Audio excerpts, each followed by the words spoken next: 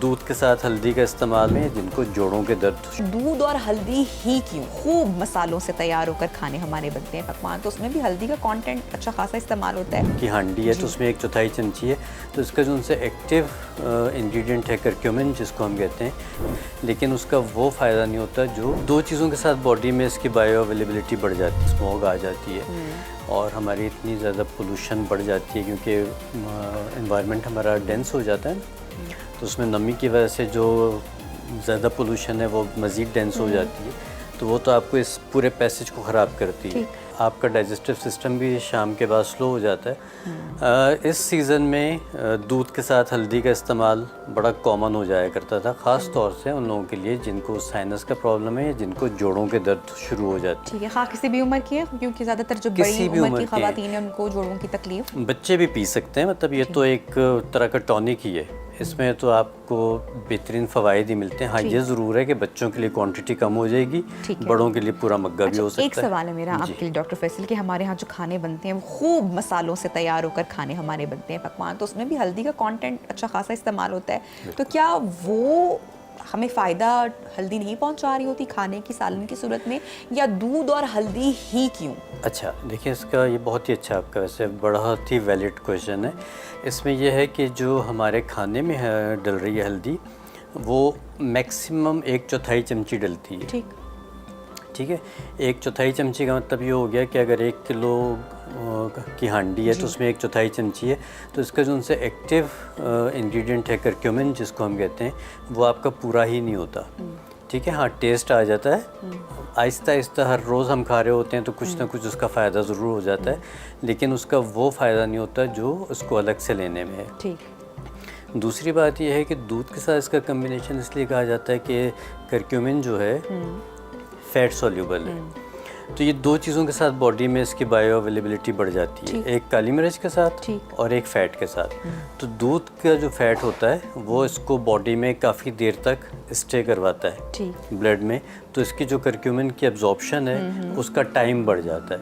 आप देखिए अमूमन ये शाम के बाद पिया जाता है, रात को पीते हैं, तो वो फिर आपका डाइजेस्टिव सिस्टम भी शाम के बाद स्लो हो जाता है, तो उस वक्त उसकी डाइजेशन जो उनसे स्लो पूरी बॉडी में अच्छी सी हो जाती है। अच्छा डॉक्टर साहब, आप कुछ बात कर लेते हैं सोर थ्रोट की, गला ख़राब, खांसी का होना, जो कि सिर्फ एक नॉर्मल कफिंग नहीं है लेकिन इसकी तकलीफ़ भी बहुत ज़्यादा होती है। यूजुअली डॉक्टर्स के पास जाते हैं, बहुत सारे सिरप्स लोग लेते हैं, लेकिन तकलीफ़ वहीं पर रहती है। क्या किया जाए? कौन से ऐसे कहवे पिए जाएं जिसकी वजह से गले को थोड़ा सा सुकून रहे?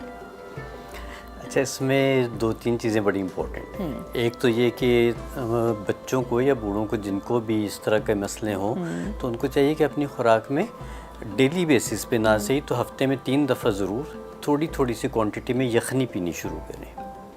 ठीक है, और यखनी में जो यखनी जब बनानी है तो उसमें उन्होंने चिकन नहीं लेना, कोशिश कीजिए मटन लीजिए, अगर मटन भी नहीं लेते तो सिर्फ हड्डियाँ ले लें।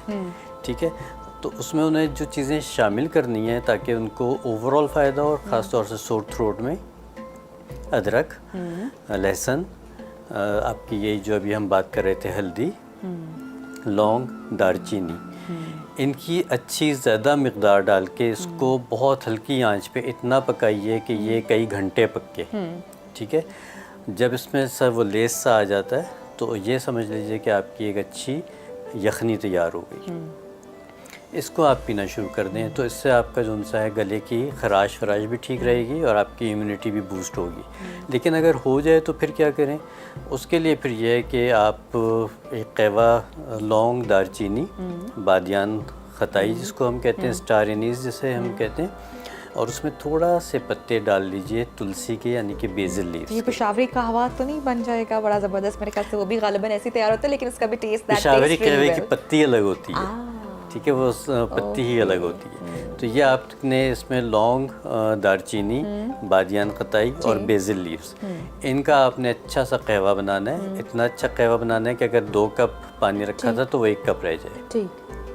उसके बाद शहद डाल के इसको पी लीजिए। दिन में 2 दफ़ा से 3 दफ़ा 4 दफ़ा भी पिया जा सकता है, इसका कोई साइड इफ़ेक्ट नहीं है। दूसरी एक बहुत अच्छी चीज़ जो होती है वो ये कि नमक के, लेकिन नमक ये रिफाइंड सॉल्ट की मैं नहीं बात कर रहा, जो हमारा पिंक सॉल्ट होता है उसके गरारे गार्गल जिसको हम कहते हैं गर्म पानी के ठीक। साथ वो करना शुरू करें तो उससे भी यकीनी तौर पे ठीक। फ़ायदा होगा। अच्छा, अक्सर लोग सिर्फ अदरक वाली चाय का इस्तेमाल कर रहे होते हैं, जो कुछ नहीं कर सकते वो अदरक वाली चाय पी लेते हैं, सो ये भी इफ़ेक्टिव और है? वो बहुत अच्छा करते हैं। अच्छा, अदरक तो है ही एंटीवायरल है, एंटीबैक्टीरियल है, एंटी माइक्रोबियल है, तो वो तो आपके हर तरह के इन्फेक्शंस को ख़त्म करने के लिए बेहतरीन चीज़ सही। है, तो वो बेहतरीन है। आप आम जो हमारी काली वाली चाय होती है उसी में अगर आप अदरक डाल लें और उसको पीना शुरू कर दें तो वही बहुत फ़ायदेमंद है। अच्छा, सूप वाली जो यखनी वाली आपने पी थी, वैसे वो तो मैंने खुद भी उसका एक्सपीरियंस किया हुआ है कि कितनी भी तकलीफ हो तो वो वक्ती तौर पर इतना टकोर का एहसास और जी, सुकून फराहम करती है। ऐसा लगता है कि सारी वो जो खराश या तकलीफ या जो जलन है वो वक्ती तौर पर चली गई है, लेकिन वो ख्याल करना पड़ता है। अच्छा डॉक्टर साहब, इसी के साथ जब गला ख़राब होता है तो फ्लू भी साथ होता है, कंजेशन होती है कुछ लोगों को, कुछ लोगों का रनी नोज़ होता है इस मौसम में। स्टीम घर में ली जा सकती है और उसको किस तरीके से लेना है, उसका सही जो तरीका है कार है वो क्या है?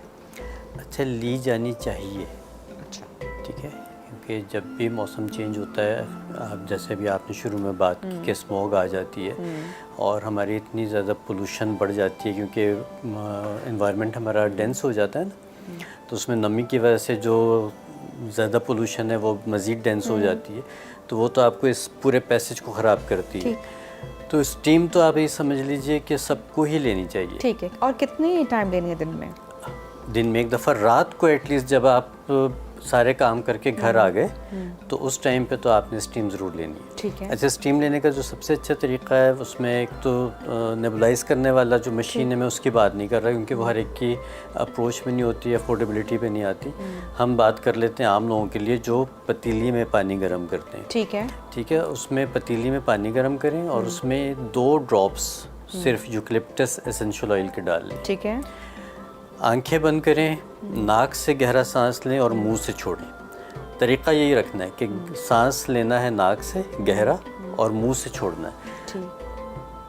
5 दफ़ा 6 दफ़ा इस तरह से आप कर लें तो इंशाल्लाह जो आपका डेली बेसिस पे गर्द गुबार एलर्जेंस जमा हुए होते हैं वो सब ठीक हो जाते हैं। ठीक है। तो हफ्ते में अगर डेली ना ले सकें तो हफ्ते में 3 दफ़ा ज़रूर अच्छा डॉक्टर साहब, यहाँ पे ये बात करना भी बहुत ज़रूरी है कि जहाँ पर हम हर्बल या देसी टोटकास कर रहे हैं वहाँ पे डॉक्टर के पास जाना भी बहुत ज़रूरी है। नंबर 1 तो हमें जाना चाहिए और सबसे पहली बात ये है कि मौसम की तब्दीली, तो फ्लू शॉट्स जो हैं वो लाजमी आप लगवाएं, जो कि बिल्कुल डॉक्टर्स रिकमेंड भी करते हैं, ख़ासकर वो लोग जो कि सेंसिटिव हैं, जो कि बहुत जल्दी जिनकी इम्यूनिटी लो है, उस तरह से नहीं है, उनको तो फ्लू शॉट्स लगवाने चाहिए। और उसका सबसे अच्छा जो टाइम है वो एंड ऑफ अगस्त और स्टार्ट ऑफ सितंबर। ठीक है। जब ये मौसम चेंज होने से पहले पहले अगर आप लगवाएंगे, क्योंकि इस शॉट को लगवाने के तकरीबन 1.5 से 2 महीने लेता है ये अपनी पूरी तरह से बॉडी में एब्जॉर्ब होने के लिए और काम करने अच्छा, के ये लिए। स्मोक से भी हमें बचाएंगे फ्लू शॉट्स, क्योंकि ऑब्वियसली वो भी एक ट्रिगर पॉइंट है ना, वो भी ट्रिगर कर रहा है ना हमारी इन सारी। ट्रिगर ज़रूर कर रहा है, लेकिन ये कि स्मोक जो उनसे एक फिजिकल चीज़ है ना, उसको आप जब तक अंदर जाने से नहीं रोकेंगे उस वक्त तक वो आपको तो नहीं उसके लिए सबसे ज़्यादा फायदेमंद मास्क है? मास्क है या फिर ये स्टीम है, ओके। या फिर ये है कि गार्गल्स हैं। ठीक है। ये 3-4 चीज़ें जो उनसे ये डेली बुनियादों पे लें और ठीक कुछ है। नहीं कर सकते अगर आप, तो एक काम ज़रूर कर लें कि एक दिन छोड़ के एक दिन अपने नाक में लेट के और आलमंड ऑयल का 1-1 ड्रॉप डाल लें, तो वो पूरे दिन की जो उनसी डस्ट है उसको अपने साथ लेके वो ख़त्म कर